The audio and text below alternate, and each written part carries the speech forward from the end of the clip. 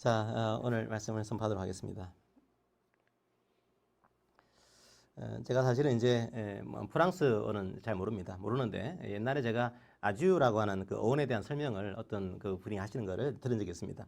보니까 이제 이 프랑스어가 저는 잘 몰랐는데 굉장히 철학적인 인사말이더라고요. 어떤 측면에서는 굉장히 종교적인 그런 인사말이었습니다. 보니까 아와 주가 결합된 굉장히 철학적인 그런 인사말이었어요. 그러니까 아를 보니까 아는 뭐 누구에게 이런 전치사라고 얘기를 하더라고요. 그리고 주는 이게 신이라는 뜻을 갖고 있습니다. 만약에 이 D를 대문자로 쓰게 되면은 우리가 기독교에서 말하는 하나님이 됩니다. 마치 이제 우리가 God 할 때 G가 신이 되고 G를 대문자로 쓰게 되면 하나님이 되는 것처럼 아주 할 때 이 주도 하나님이 되는 거죠. 그러니까 이렇게 이야기하게 되면 아주는 어떻게 될까요? 하나님에게 이런 뜻을 갖게 됩니다. 그러니까 헤어질 때 쓰는 인사말이니까 뭐 이렇게 인사하는 셈이죠. 헤어져 있는 그 동안에 당신을 하나님에게 맡깁니다. 오늘 제가 그런 마음이 들어서 우리 성도들을 그리고 저를 하나님에게 이 한 해를 보내면서 또 올해도 맡겼듯이 내년도에도 하나님께 당신에게 이 모든 것을 맡깁니다. 이런 마음이 들어서 오늘 아주 2023년 이런 제목을 정했습니다. 자, 우리가 이제 한 해를 보내고 또 한 해를 시작합니다. 이제는 지나간 세월과 작별을 해야 될 시간입니다. 지나간 우리의 모습과 헤어져야 될 그런 시간입니다. 그리고 다시 하나님에게 나아가서 우리를 돌아봐야 할 그런 시간입니다. 그러니까 시간은요, 하나님께 맡겨야 할 시간입니다. 이 말씀을 통해서 여러분들이 2023년도를 멋지게 보내시고 2024년도를 또 새롭게 시작하기를 기도합니다. 자, 이제 보통 요한복음 그 13장 31절부터요, 16장까지를 보통 신학자들은 예수님의 고별 인사, 고별사, 작별 인사 이렇게 표현을 하고 있습니다. 그러니까 예수님께서 십자가에 달리시기 전에 이 작별 인사, 고별 인사를 하고 있는 그런 거죠. 그러니까 십자가에 달리시기 전에 제 아들에게 뭐 이런저런 당부를 하고 있는 겁니다. 그럼 여러분들이 어디를 떠나간다, 어떻게 당부를 하시겠습니까? 뭐 이렇게 저렇게 살아라 이런 당부를 하겠죠. 그런데 예수님은 내가 너희를 떠나가면 이렇게 저렇게 살아라 먼저 그렇게 말씀하지 않습니다. 먼저 자신이 누구인지를 밝힙니다. 그리고 제자들이 누구인지를 먼저 밝힙니다. 제자들의 정체를 먼저 밝히는 거죠. 우리들의 정체를 먼저 밝히는 겁니다. 성도 여러분, 우리들은 어떤 존재일까요? 여러분들은 어떤 사람들입니까? 만약에 이 자리에 뭐 이제 교제 시간이 다가와서 제가 이런 질문을 했다 한번 가정해 보세요. 여러분이 누구인지 한번 소개해 보세요. 이렇게 제가 말씀을 드렸습니다. 그럼 어떻게 답변하시겠습니까? 아마도 뭐 이런저런 답변이 나오겠죠. 저는요 몇 년도에 태어났고 뭐 어디에서 누구 자식으로 태어났고 뭐 지금은 뭐 이런 일들을 하고 있고요. 뭐 어디에서 살고 있고요. 뭐 이런 식으로 소개를 하게 될 겁니다. 자, 무슨 말일까요? 나라고 하는 존재를 소개하기 위해서는 누군가와 그리고 어떤 시간과 그리고 필연적으로 어떤 장소와 연결될 수밖에 없습니다. 우리는 창조자가 아닙니다. 우리는 단독자가 아닙니다. 우리는 피조물입니다. 다른 사람과 혹은 다른 뭔가와 연결하지 않고서도 자신을 소개할 수 있는 유일한 존재는 창조주뿐입니다. 하나님뿐입니다. 자, 그래서 이제 옛날에 여러분들이 출애굽기를 보시게 되면 모세가 이제 하나님께 누구세요? 이렇게 묻죠. 모세가. 그러니까 하나님께서 이렇게 답변을 하십니다. I am who I am. 나는 스스로 인자다. 이렇게 번역이 되어 있습니다. 근데 이 말을 조금 더 단순하게 번역을 하게 되면 뭐 어떻게 될까요? 이렇게 번역할 수 있겠죠. 나는 나다. 이렇게 말씀하신 겁니다. 누구에게도 의존하지 않는 자다. 나는 하나님이다. 이렇게 답변하신 겁니다. 그런데 여러분들이 요한복음을 잘 보시게 되면 예수님께서 스스로를 소개하실 때 똑같은 표현을 쓰십니다. I am 이렇게 나는 누구다 이렇게 말씀하십니다. 예수님께서 이렇게 I am으로 자신을 소개한 장면이 7개가 나옵니다. 자, 이렇게 하시죠. 나는 생명의 떡이다. 나는 세상의 빛이다. 나는 양의 문이다. 다 I am으로 시작합니다. 나는 선한 목자다. 나는 부활이고 생명이다. 나는 길이요 진리요 생명이다. 나는 참 포도나무다. 이렇게 예수님이 스스로를 소개하고 있습니다. 예수님이 이렇게 I am 이렇게 표현을 사용한 이유가 뭘까요? 두 가지 뜻이 있습니다. 바로 예수님이 하나님이라는 뜻입니다. I am who I am 이 말을 할 수 있는 사람은 할 수 있는 분은 하나님 외에는 없습니다. 그러니까 예수님께서 나는 하나님이다 이렇게 말씀하고 계신 거죠. 자, 그리고 두 번째로 그 하나님이 어떤 분인지 예수님께서 말씀하고 있는 겁니다. 자, 우리들은 지난주에 이 성자 하나님께서 생명의 떡이라는 사실을 배웠습니다. 오늘 본문에서는요, 이 하나님께서, 성자 하나님께서, 예수님께서 자신을 참 포도나무다 이렇게 말씀을 하고 있습니다. 자, 그러면 이제 저희들이 뭐 생명의 떡, 뭐 빛, 부활, 생명 이런 것들은 이해하기가 좀 편할 것 같은데 참 포도나무 이렇게 자기를 소개하고 계십니다. 왜 하필 예수님은 스스로를 포도나무로 소개를 하고 있을까요? 또 왜 하필이면 참 포도나무다 이렇게 지금 소개를 하고 있을까요?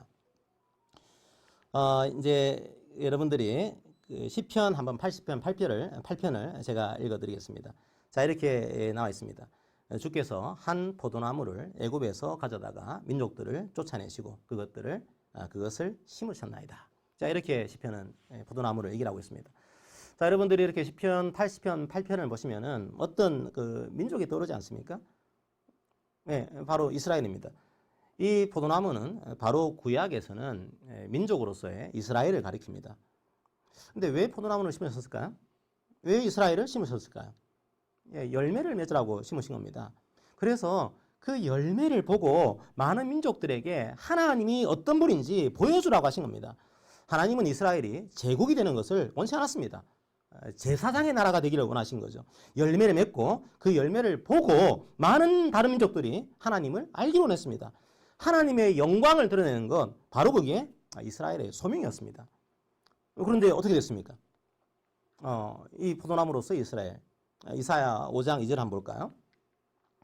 자, 이렇게 되어 있죠. 땅을 파서 돌을 제하고 극삼큼 포도나무를 심었도다. 그 중에 망대를 세웠고 또 그 안에 술틀을 팠도다. 좋은 포도 맺기를 바랐더니 들포도를 맺었도다. 포도나무인 이스라엘은 좋은 포도 열매를 맺어야 합니다. 그래서 하나님의 영광을 드러내야 합니다. 하지만 이스라엘은 실패했습니다. 그들은 좋은 열매를 맺지 못했습니다. 그들은 하나님의 율법을 지키지 못했습니다. 율법의 가장 중요한 정신은 하나님 사랑과 이웃 사랑에 실패했습니다. 정의도 버렸고 공의도 버렸습니다. 민족으로서 이스라엘은 포도나무의 열매를 맺지 못했습니다. 실패한 겁니다. 15장 1절은 뭘 말하고 있는 겁니까? 민족으로서 이스라엘은 실패했습니다. 그들은 진짜 포도나무가 아니었던 거죠. 진짜 포도나무를 나타내는 모형일 뿐이었습니다. 자, 그 모형이 드러내는 진짜 포도나무 누구십니까? 바로 예수 그리스도입니다. 제가 이제 이번 주에 이 말씀을 묵상하면서 사실은 제가 그런 적이 별로 없었는데 1절에서 은혜가 됐어요. 1절에서 이런 생각이 들었습니다. 만약 1절에서 이렇게 말씀을 하셨으면 어땠을까 이런 생각이 들었습니다. 이렇게 말씀하시는 거죠. 자, 이제 민족으로서 이스라엘은 포도나무의 사명을 실패했다. 그러니까 이제 영호야, 네가 포도나무다. 이제는 네가 내 계명을 잘 따르고 잘 지켜서 다른 사람들에게 하나님의 영광을 나타내야 된다. 이렇게 말씀하셨으면 어땠을까요? 저는 사실 1절에서 이런 말씀을 하시지 않은 게 얼마나 감사한지 모릅니다. 만약에 저를 포도나무라고 했다면 제가 얼마나 두려웠을까요? 아마도 저는 매일매일 두려움 속에 살았을 겁니다. 하나님의 말씀을 지켜서 하나님이 어떤 분인지 드러내야 하는데 그걸 제가 온전하게 할 수 있을까요? 제가 반성이 많이 됐습니다. 사실은 저는 아직도 이제 과거에 직장 생활 하신 분들은 뭐 다 경험하시겠지만 사이가 안 좋은 분들이 반드시 있습니다. 한두 분이 계세요. 저도 과거에 직장 생활하면서 관계가 좋지 않았던 분이 있었습니다. 아직까지 목사인데도 불구하고 화해를 못했습니다. 완전하게. 여전히 마음속에는 그러면 안 되지라고 하면서도 여전히 미워하는 마음이 제 속에 남아 있습니다. 이웃 사랑에 저는 실패하고 있는 겁니다. 하나님 말씀대로 저는 삶을 살아내지 못했습니다. 하나님의 영광을 드러내는데 저는 실패했습니다. 그래서 저는 1절에서 복음을 보았습니다. 이스라엘을 대신해서 저를 포도나무로 임명하지 않은 것이 저에게는 복음입니다. 하나님 말씀을 100% 지켜서 하나님이 누구인지 드러내신 분, 바로 그분이 참 포도나무입니다. 바로 하나님이신 예수 그리스도입니다. 성도 여러분, 우리의 정체는 포도나무가 아닙니다. 우리는 하나님의 말씀을 온전히 지킬 수 없는 그런 사람들입니다. 실패한 사람들입니다. 온전히 지킬 수 없는 사람들, 죄악 가운데 죽을 수밖에 없는 우리들을 위해서 주님께서 십자가를 지었습니다. 다 이루었다. 십자가에서 예수님께서 하신 말씀이 바로 1절에 녹아 있는 겁니다. 이미 예수님께서 이루셨습니다. 이스라엘이 실패한 안식일을 완성하셨고 이스라엘이 실패한 참 포도나무의 사명을 완성하셨습니다. 우리는 누구입니까? 우리는 가지입니다. 우리는 포도나무에 붙어있는 가지입니다. 바로 그게 우리들의 정체입니다. 우리가 이룬 것이 아닙니다. 그러므로 여러분 1절에서 자유를 얻으시길 바랍니다. 1절에서 여러분들이 위로를 받기를 바랍니다. 자, 그런데 2절을 볼까요? 자, 2절 보시게 되면 조금 우리를 당황스럽게 하는 그런 말씀이 등장을 합니다. 자, 이렇게 2절이 되어 있습니다. 무릇 내게 붙어 있어 열매를 맺지 아니하는 가지는 아버지께서 그것을 제거해 버리시고 무릇 열매를 맺는 가지는 더 열매를 맺게 하려 하여 그것을 깨끗하게 하시니라. 우리는 가지죠. 가지입니다. 가지는 포도나무에 붙어 있습니다. 포도나무에 붙어 있는 가지는 어떻게 될까요? 반드시 열매를 맺게 됩니다. 왜냐하면 그 포도나무가 진짜 포도나무이기 때문이죠. 성령의 열매를 반드시 맺게 됩니다. 자, 그런데 2절에 보니까 참 포도나무에 붙어 있지만 열매를 맺지 않는 가지가 있다고 말씀하고 있는 거죠. 그리고 그 가지는 아버지께서 제거해 버린다 이렇게 말씀하고 있습니다. 우리가 성경 전체에서 배우고 알았던 내용하고 뭔가 좀 다른 것 같습니다. 예수님을 믿고 구원을 받은 사람은 세상 끝날까지 지키신다고 약속을 하셨습니다. 그런데 이 말씀은요, 예수님 믿어서 예수님께 붙어 있지만 열매를 맺지 않으면 영생을 얻지 못한다 이렇게 설명하고 있는 것처럼 보입니다. 마치 우리가 착하게 살지 않으면 구원에서 떨어질 수도 있다 이런 말씀을 하시는 것처럼 보이는 거죠. 조금 당황스럽지 않습니까? 우리가 배워왔던 그런 말씀과는 조금 다른 식의 표현이 나와 있는 겁니다. 그래서 성경 전체를 가지고 보게 되니까 뭔가 이 표현이 이상한 거죠. 그래서 개혁주의 신학자들이 이 구절을 두 가지로 좀 해석을 하고 있습니다. 한쪽에서는 이렇게 설명을 합니다. 저도 옛날에 이런 설명을 들은 적이 있어요. 많은 분들이 이런 설명을 하고 있습니다.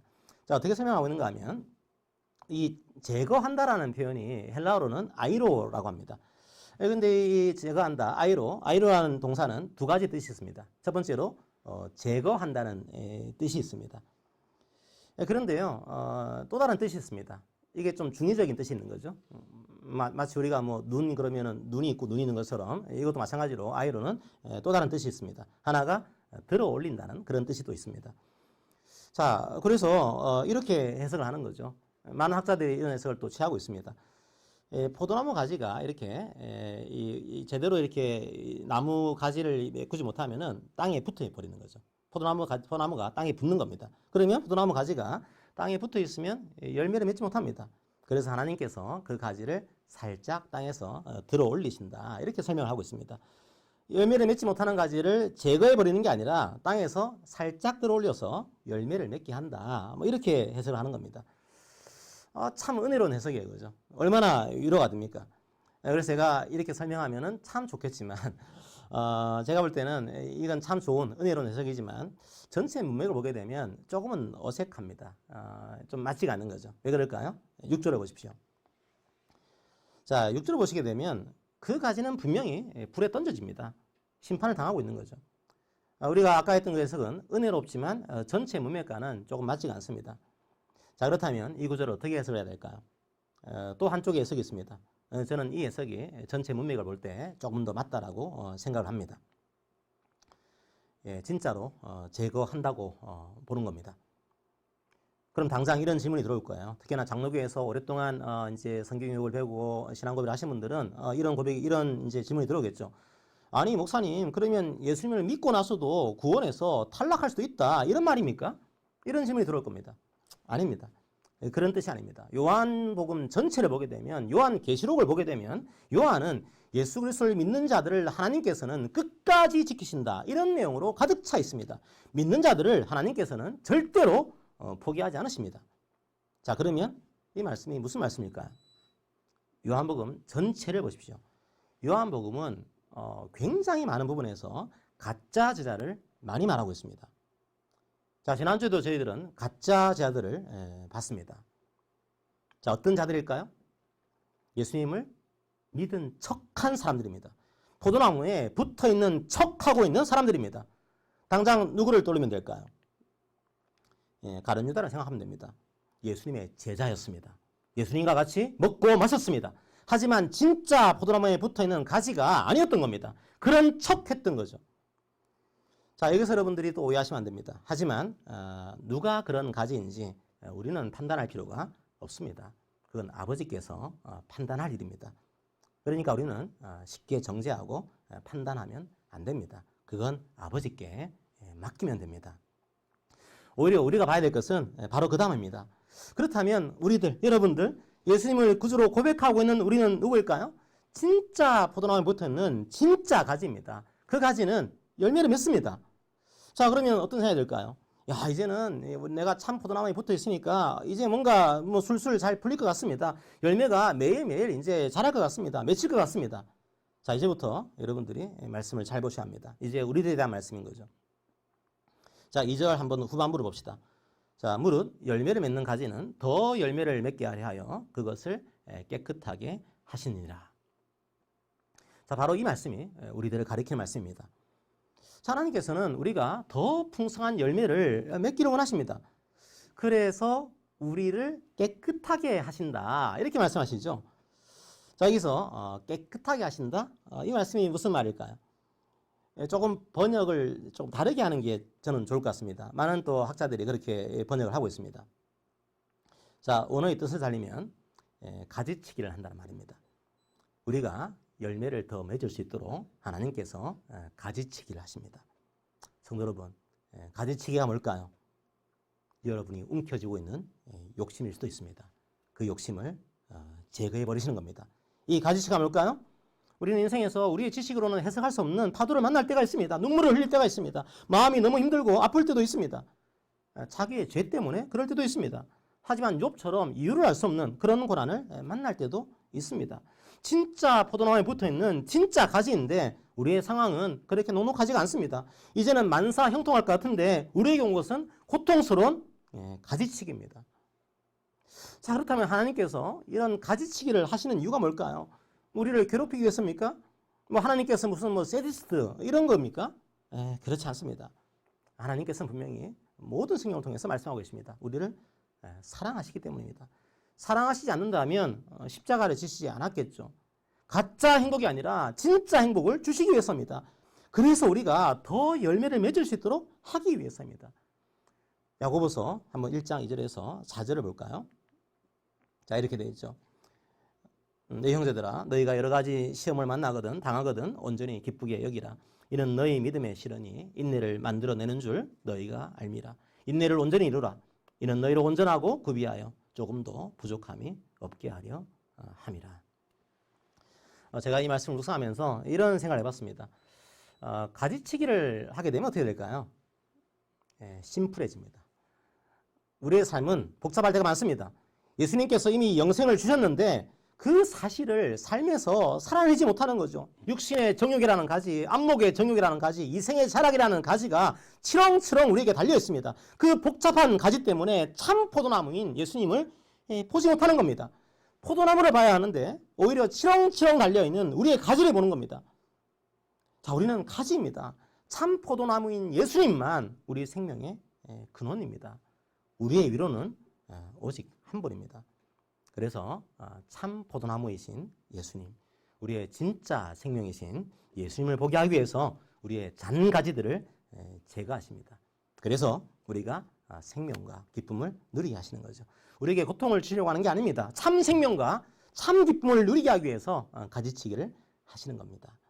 자, 그 사실을 믿음으로 고백하는 우리 모든 성도님들이 되기를 바랍니다. 자, 그런데요, 이제 가지치기로 이게 끝나지가 않습니다. 열매를 맺기 위해서 이제 진짜 솔루션을 제시합니다. 우리가 더 풍성한 열매를 맺을 수 있는 방법을 성경은 제시하고 있습니다. 예수님은 말씀하고 있습니다. 그 방법이 뭘까요? 7절을 봅시다.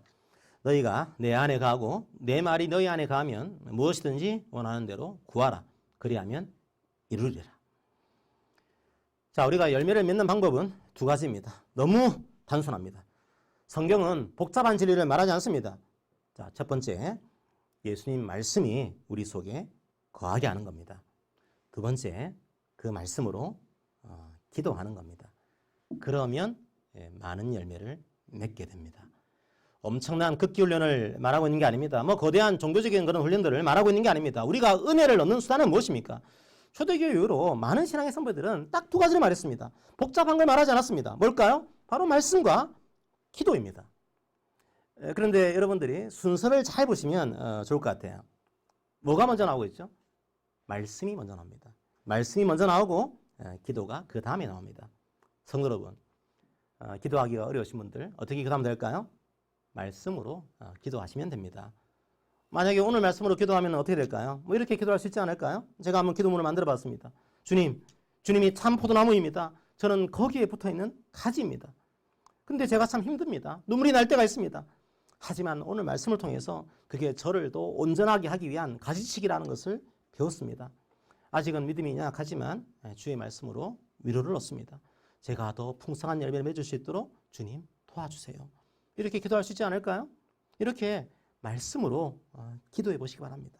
그러면 여러분께서 더 풍성한 열매를 맺게 될 겁니다. 근데 우리가 이제 이렇게 말씀을 나누고 있는데 뭐 정작 중요한 한 가지를 저희들이 놓치고 있는 거죠. 열매를 맺는 겁니다. 열매가 뭘까요?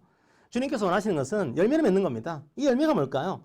그 열매를 보고서 사람들이 우리가 붙어있는 포도나무가 진짜 포도나무다 이 사실을 알게 되는 거죠. 그 열매가 뭐겠습니까? 열매에 대해서는 아주 다양한 의견들이 있습니다. 오늘은 너무 시간이 길어질 것 같아서 이제 요약을 해서 말씀을 드리겠습니다. 큰 틀에서 신학자들은 이 열매를 두 가지로 설명하고 있습니다. 자, 하나가 윤리적인 삶입니다. 자, 성도 여러분, 하나님 나라 윤리의 핵심 뭘까요? 바로 서로 사랑하는 겁니다. 예수님께 붙어있는 사람, 그래서 예수님 말씀 안에서 예수님께 기도하는 사람은 서로 사랑이라고 하는 이런 열매를 맺게 됩니다. 자, 또 하나는 선교적인 삶입니다. 요한복음에서 열매는요, 회심자들을 의미할 때가 많습니다. 요한복음 한번 12장 24절을 볼까요? 내가 진실로 진실로 너에게 이르노니 한 알의 밀이 땅에 떨어져 죽지 아니하면 한 알 그대로 있고 죽으면 많은 열매를 맺느니라. 예수님께 붙어있는 사람은 선교적인 삶을 살게 됩니다. 그런데 한번 생각해 보세요. 왜 사랑과 선교가 붙어 있을까요? 바로 선교의 방법이 사랑이기 때문입니다. 제가 CCC 뭐 이제 그 뭐라고 하죠? 선교 단체 CC의 주제가를 알고 있는데요. 그리스도의 계절이라고 하는 가스펠이 있습니다. 거기에 이제 이런 가사의 구절이 있죠. 저도 옛날에 청년 때 많이 불렀던 그런 CCM입니다. 이런 표현을 쓰고 있습니다. 한 손엔 복음 들고 한 손엔 사랑을 들고. 성도 여러분, 복음의 핵심이 바로 사랑입니다. 그리고 그 사랑으로 이 땅 구석구석으로 나아가는 겁니다. 우리가 서로 사랑하지 않는데 선교를 할 수 있을까요? 그러면 사람들이 어떻게 생각하겠습니까? 야, 저 사람들이 붙어있는 그 포도나무는 위선적인 나무구나 이렇게 생각하지 않겠습니까? 바로 선교의 방법이 사랑입니다. 성도 여러분, 저는 뒤늦게 신대원을 갔습니다. 근데 신대원 가니까 신학대학원생들끼리 뭐 이런 얘기를 하더라고요. 너는 말씀파, 너는 기도파 이렇게 대학원생들을 나눌 때가 있습니다. 과연 그럴까요? 아니요, 그럴 수 없습니다. 말씀과 기도는 따로 가는 게 아닙니다. 따로 갈 수 없습니다. 말씀은 기도로 이어지고 기도는 말씀에 바탕을 둡니다. 마찬가지입니다. 선교와 사랑도 따로 갈 수 없습니다. 사랑하지 않는 선교, 선교 없는 사랑 다 뭔가 왜곡된 겁니다. 자, 요한복음 13장 34절과 35절에서 그 사실을 말해줍니다. 새 계명을 너희에게 주노니 서로 사랑하라. 내가 너희를 사랑한 것 같이 너희도 서로 사랑하라. 너희가 서로 사랑하면 이로써 모든 사람이 너희가 내 제자인 줄 알리라. 우리가 서로 사랑할 때 세상이 주를 알게 될 것입니다. 바로 그게 우리의 선교입니다. 성도 여러분, 이제 우리가 2023년도를 보냅니다.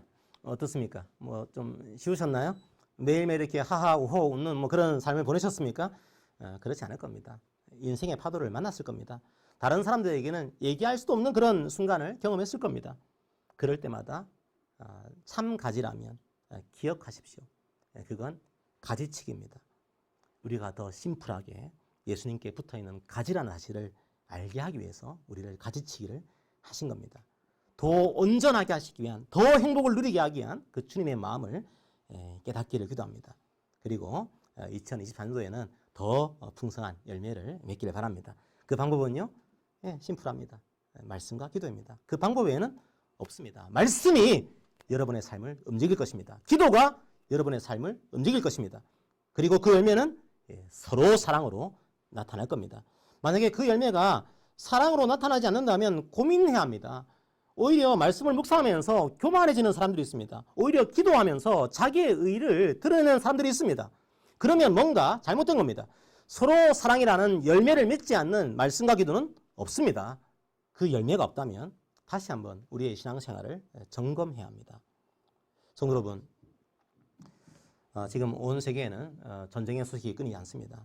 우리 사회에도 혐오와 저주와 분노가 가득 차 있습니다. 우리는 이 시기에 어떻게 할까요? 우리가 정체를 먼저 알아야겠죠. 포도나무에 붙어있는 가지다 이 사실을 깨닫고 주님께 붙어 있어야 합니다. 한 손엔 복음 들고 한 손에는 그 복음의 핵심 사랑을 들고 함께 걸어갑시다. 그래서 아주 이제 하나님에게 맡깁니다. 그 맡길 때 오는 주님의 기쁨과 생명이 여러분들의 2024년도에도 더 풍성하게 경험되기를 주님의 이름으로 기도합니다. 아멘. 자, 그래서 오늘 제가 설교를 준비하면서 한번 CCC 그 주제가 맞죠, 그죠? 주제가를 한번 떠올렸습니다. 한번 저도 청년 때 참 좋아했던 그런 이제 찬양인데 함께 그 찬양을 해보도록 하겠습니다. 한 손엔 복음 들고 한 손엔 사랑 들고 나아갑니다. 함께 찬양하기 원합니다.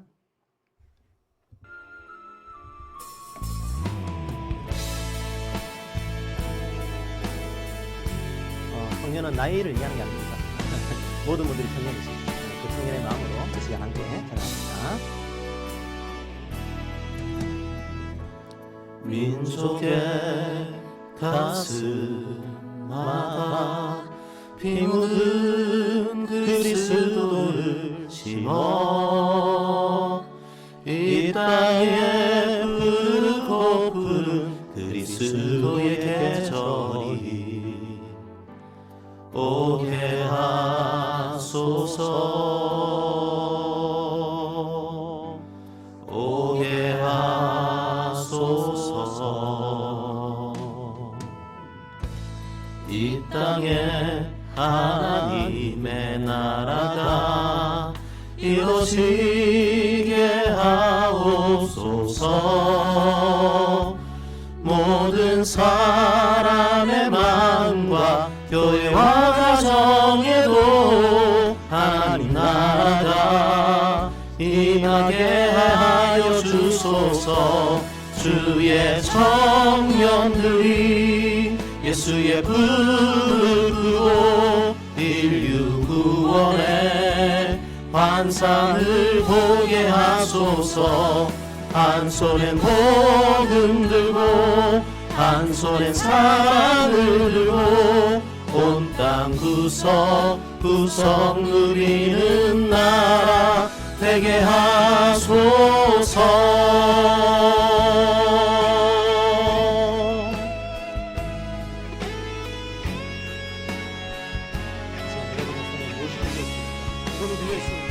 사랑이 들어있습니까? 그 사랑으로 나아갑시다. 그 사랑으로 섬겨합시다. 그때 여러분의 속에 기쁨이 넘칠 것입니다. 생명이 넘칠 것입니다. 함께 그 고백을 이 찬양을 통해 하기를 원합니다. 이 땅에 하나님의 나라가 이루어지게 하옵소서 모든 사람의 마음과 교회와 가정에도 하나님 나라가 임하게 하여 주소서 주의 청년들이 예수의 불을 끄고 인류 구원의 환상을 보게 하소서 한 손엔 복음 들고 한 손엔 사랑을 들고 온 땅 구석구석 구석 누비는 나라 되게 하소서. 이 땅 구석구석에서 예수를 주로 고백하게 하소서. 하늘의 뜻 이 땅에 이뤄주소서. 주의 나라 되게 하소서. 주의 청년들이 예수의 꿈을 꾸고 인류 구원의 환상을 보게 하소서. 한 손엔 복음 들고 한 손엔 사랑을 들고 온 땅 구석 누비는 나라 되게 하소서.